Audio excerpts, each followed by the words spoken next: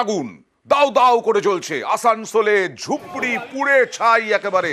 দেখছেন বিরাট এলাকাতে একেবারে দাউ দাউ করে জ্বলছে সেই আগুন। আসানসোলে ঝুপড়িতে পুড়ে ছাই 25টি ঝুপড়ি। কথা বলবো প্রতিনিধি দীপকের সঙ্গে। দীপক, কোথায় এটা ঠিক?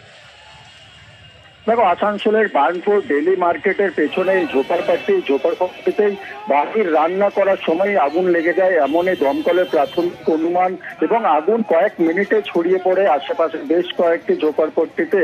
ঘটনাস্থলে যতক্ষণে দমকলের ইঞ্জিন পৌঁছায় ততক্ষণ কিন্তু আগুনে পড়ে একেবারে ভস্মীভূত হয়ে যায় প্রায় 25টি বাড়ি, কাঁচা বাড়ি। সেই বাড়িতে আগুন নিয়ন্ত্রণে আনতে প্রায় ঘন্টা খানেকের প্রচেষ্টায় আগুন নিয়ন্ত্রণে আনে দমকলের 4টি ইঞ্জিন ঘটনাস্থলে যায়, এবং এই মূলত দমকল বাহিনীর প্রচেষ্টা ছিল কি এই আগুন যেন আরো আশেপাশে ডেলি মার্কেটে না ছড়িয়ে পড়ে। এটাই প্রথম চেষ্টা করে পরে আগুন নিয়ন্ত্রণে এনেছে। ইতিমধ্যে আগুন নিয়ন্ত্রণে চলে এসছে এবং এই আগুন পরিবার ঘরহারা হলো।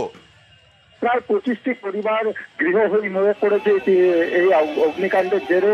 এবং এই বাড়ি শুধু পড়ে নেই, গবাদি পশু যে বাড়িতে পোষা হয়েছিল সেই গবাদি পশুও কিন্তু আগুনে পুড়ে মারা গেছে।